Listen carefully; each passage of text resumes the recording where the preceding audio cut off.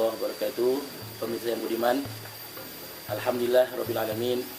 Sebentar lagi akan datang hari raya Idul Fitri dan kita ingin menyambutnya dengan penuh sukacita. Dan salah satu bentuk daripada rasa gembira kita, rasa sukacita kita dengan datangnya Idul Fitri adalah dengan memakai pakaian yang terbaik, pakaian yang indah, yang tentunya dipakai ketika hari raya Idul Fitri. Dan salah satu bentuk kegembiraan itu adalah kita ingin menggunakan produk yang terbaik. Saya ingin memperkenalkan salah satu pakaian yang terbaik yang bisa kita pakai dan kita gunakan di hari raya Idul Fitri, yaitu salah satunya adalah produk dari Habatex yang insya Allah sangat layak dan sangat pantas untuk dipakai di hari raya Idul Fitri. Dan ini tentunya pakaian ini dengan harga yang sangat murah dan insya Allah meriah dan berkah insya Allah. Karena itu jangan pernah ragu dan jangan pernah sanksi untuk membeli produk dari Habatex ini. Insya Allah berkah, berkah dan berkah. Dan ini memang kualitasnya Masya Allah luar biasa. Nah inilah yang diantara contoh baju gamis yang bisa kita pakai di hari raya Idul Fitri untuk sholat Idul Fitri di lapangan atau di masjid. Insya Allah dengan pakaian yang terbaik berarti kita ikut serta gembira dengan datangnya hari raya Idul Fitri. Dan insya Allah apapun yang kita pakai dan itu untuk ibadah akan bernilai ibadah di sisi Allah Subhanahu wa taala. Amin ya rabbal alamin. Assalamualaikum warahmatullahi wabarakatuh. Assalamualaikum warahmatullahi wabarakatuh. Kembali kami ke my channel Eko Mega Bintang Channel. Pada kesempatan sore hari ini masih bersama saya Eko Mega Bintang dan saya Cemila dalam acara Siar Ramadan. Marhaban ya Ramadan. Assalamualaikum Ustaz. Waalaikumsalam Mas Eko. Ya, gimana? Sehat? Alhamdulillah sehat walafiat. Batu gimana kabarnya? Saya juga baik. Saya baik Ustaz. Iya. Ustaz gini, jadi aktivitas kita selama bulan suci Ramadan itu kan ada subuh, ada isya dan lain sebagainya. Nah, kita kan belum tahu nih kiat-kiat kita, kegiatan apa yang kita mau lakukan di saat zuhur sampai mau buka, ini kegiatan dan aktivitas apa yang akan kita jalankan. Biasanya kan gitu Mbak Mila ya. Nah, kali ini narasumber kita ada Ustadz Zainal Ridho SAD. Susah banget sih kayaknya. Ada saya kebayang satu lagi Ustadz Khoir gitu. Gitu ya. Karena kan sahabat kita kumpul ya Ustadz, jadi selalu tanya-tanya. Jadi gini, pas lagi sama Ustadz Khoir, nyebutnya sih kemarin kita sama, nyebutnya sih Ustadz Ridho, pas kamu sama Ustadz Ridho Abdul Khoir. Karena itu adalah ikatan, berarti ikatan ukhuwah Islamiyah kita ya. Jadi bersahabat dan akrab. Makanya pada kesempatan sore hari ini sebelum kita menjelang buka puasa, Ustadz kita memberikan kultum sedikit tentang aktivitas yang akan kita jalankan mulai dari zuhur ke maghrib kayak gitu. Silakan Ustadz. Bismillahirrahmanirrahim. Assalamualaikum warahmatullahi wabarakatuh. Waalaikumsalam. Bismillah walhamdulillah wassalatu wassalamu ala rasulillah amma ba'du. Pemirsa yang dirahmati Allah subhanahu wa ta'ala, Allah subhanahu wa ta'ala memberikan kepada kita waktu 24 jam. Namun tidak semua orang bisa menggunakan waktu dengan sebaik mungkin. Berpuasa adalah salah satu cara Allah bagaimana agar kita men-setting waktu kita dengan sebaik mungkin. Kemarin sudah kita sampaikan bagaimana kita men-setting waktu sahur, bagaimana kita memaksimalkan waktu subuh dan pagi hari. Dan saat ini bagaimana kita menggunakan waktu zuhur sampai kita berbuka puasa. Ketika zuhur maka tadi kita dianjurkan dan disunahkan untuk qailullah. Artinya kita tidur sejenak untuk sebagai energi kita nanti di malam hari. Jadi setengah jam sebelum waktu zuhur kita disunahkan untuk qailullah Mas Eko. Jadi kita tidur sejenak. Jadi untuk ngecas mata kita ini biar nggak terlalu lelah. Atau kita tidur pada zuhur. Kan nggak mungkin kita puasa ada aktivitas makan ya, karena lagi puasa nggak boleh. Maka setelah kita selesai sholat zuhur kita tilawah sebentar, kemudian kita istirahat sejenak. Nah, tentu bagi pemirsa yang bekerja jam 1 masuk mungkin hanya sejenak, tapi bagi yang agak longgar waktunya bisa agak lebih banyak istirahat di siang hari. Kemudian setelah kita bangun menjelang asar maka kita upayakan untuk sholat asar berjamaah. Nah, dari itu pemirsa juga kita sholat berjamaah. Kita dianjurkan sebelum zuhur itu kita laksanakan qobliyah.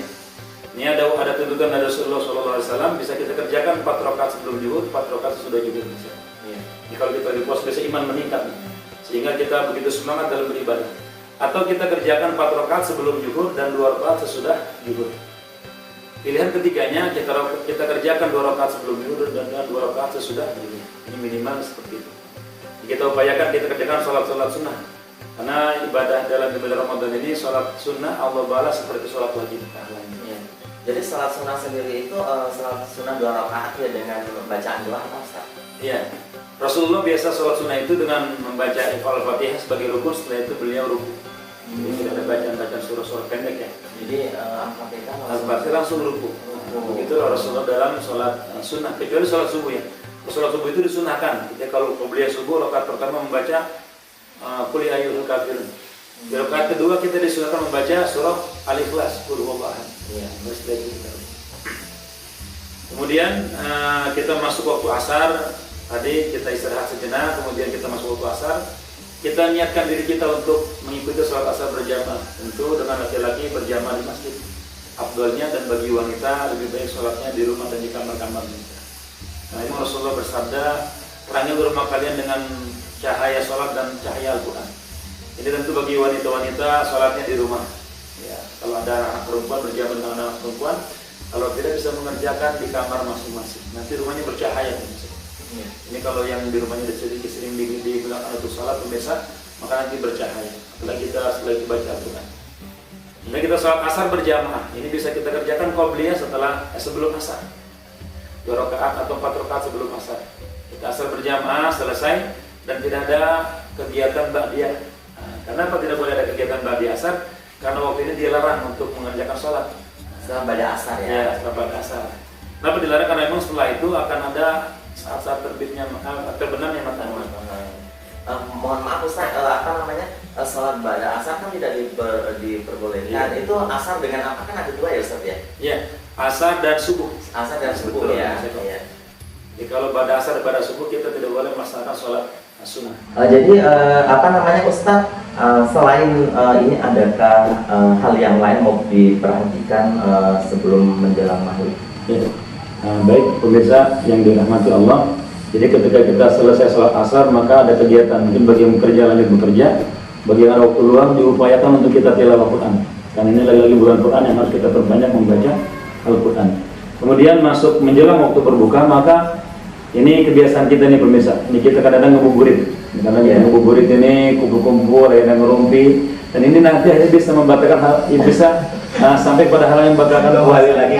Gibah nanti pasti akan membatalkan puasa. Pahalanya puasa yang akan hilang ya Ustaz ya. Itu mau menunggu-nunggu sambil berbuka biar nggak berasa gitu ya. Tapi kadang-kadang kan orang keceplosan gibah di keluar kayak gitu. Saking serunya gitu ya. Dilarang istirahat. Betul. Makanya ini adalah waktu yang paling penting nih. Waktu asar sampai maghrib adalah waktu yang diijabahnya doa. Oleh karena itu, bagi orang yang berpuasa, ini doanya tidak ditolak. Allah langsung terima. Dari asar sampai maghrib. Oh, dari asar sampai maghrib ya. Puasa, doa makbul. Karena itu di waktu ini kita perbanyak berdoa kepada Allah Subhanahu wa taala. Ya. Jadi kita persiapkan berbuka kadarnya. Rasulullah itu kalau mau berbuka menyiapkan rutub. Rutub itu kurma basah. Ya, kurma yang agak basah. Atau kalau tidak ada rutub, kita gunakan tamar. Itu kurma kering. Kalaupun tidak ada kurma, maka cukup dengan seteguk air untuk membatalkan puasa kita. Kemudian di sini nih ada momen bagaimana kita bisa berbagi sama orang lain. Ini luar biasa misalnya.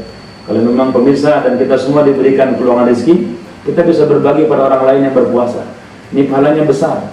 Jadi Rasulullah bersabda, "Man fatara shaiman kana lahu mislu ajrihi." Siapa orang yang memberikan makanan berbuka kepada orang yang berpuasa, maka pahalanya seperti orang yang berpuasa di hari itu. Karena ghairu ayyan kusa min ajri syai'un, tidak tanpa mengurangi sedikit pun dari pahala orang yang berpuasa tersebut. Ini maksudnya. Jadi sekali lagi bagi pemirsa, bagi yang mempunyai keluangan rezeki, mari kita berbagi. Biasanya kan ada panitia itu di masjid atau di mushola yang mengadakan buka puasa bersama. Ya. Mari kita biasakan sisihkan sebagian rezeki kita untuk berbagi kepada saudara-saudara kita yang berbuka. Insya Allah pahalanya luar biasa besarnya. Ya. Mungkin Mbak Bella ada yang mau ditanyakan? Ya, sepertinya sih sudah cukup tadi Sudah diwakilkan. cukup ya. Jadi Ustaz, ada pemirsa satu pertanyaan. Karena tadi kan bilang Ustadz apa namanya di doa yang dikabulkan itu adalah asyar sampai menjelang maghrib. Saya pernah melihat bahwasanya ada salah satu seorang itu berdoa pada waktu sebelum terbenamnya matahari dan menghadap ke matahari. Itu apa sih Ustadz gitu? Ya, maknanya betul, gitu. Kan kita disunahkan berdoa itu menghadap kiblat. Oh, jadi terbenam matahari itu adalah arah barat ya, Ya. arah kiblat. Saat matahari terbenam, jadi kan kita disunahkan untuk menghadap ke arah kiblat. Nanti ketika kita berbuka apa doanya itu? Kita baca minimal kita baca zahaba zoma wa btala tidur wasabata ajru insyaallah. Telah hilang dahagaku, telah basah urat-uratku, dan semoga Allah memberikan pahala kepada orang-orang yang berpuasa itu. Ya, ini kan doa yang akan dijalankan di menjelang sore hari. Itu mungkin dengan cara bahasa Indonesia itu mau kan ada yang nggak bisa bahasa Arab tuh, Ustadz. Jadi bahasa Indonesia apa yang mau disampaikan gitu. Jadi cara untuk berdoa ya Mbak Mila ya, itu biar pemirsa tahu juga gitu. Ya pemirsa, jadi memang berdoa itu bisa menggunakan bahasa yang kita pahami. Kalau kita belum memahami bahasa Arab, maka kita gunakan bahasa kita. Misalkan orang Jawa boleh dengan bahasa Jawa, orang Sunda boleh bahasa dengan Sunda, orang Betawi boleh dengan bahasa Betawi, orang manapun boleh dengan bahasa mereka. Yang penting dengan bahasa yang sopan. Ya. Bagaimana bahasa kita meminta kepada Allah Subhanahu wa Ta'ala. Allah pasti paham semua bahasa-bahasa yang digunakan oleh manusia. Ya. Yang pertama minta sama Allah apa aja biasa Ustaz. Doa yang kita panjatkan sama Allah sebelum menjelang. Nih, ketika Ramadan kita disunahkan memperbanyak doa. Pertama agar kita masuk ke dalam surganya Allah. Yang kedua kita minta agar Allah selamatkan dari api neraka. Yang ketiga agar Allah selamatkan kita dari azab kubur. Kemudian yang keempat kita minta bagaimana agar kita diberikan kebaikan dunia dan akhirat. Ini kita Allah cukupkan hidup kita. Simpel ya Mbak Mila doa itu ya. Jadi ya buat pemirsa di rumah maupun di studio semuanya udah terungkap jelas bahwasanya doa sebelum asar dan menjelang maghrib kayak gitu. Dari saya Eko Mega Bintang Dan saya Cik Mila. dalam acara Siar Ramadan. Marhaban ya Ramadan. Saya akhiri, wassalamualaikum warahmatullahi wabarakatuh.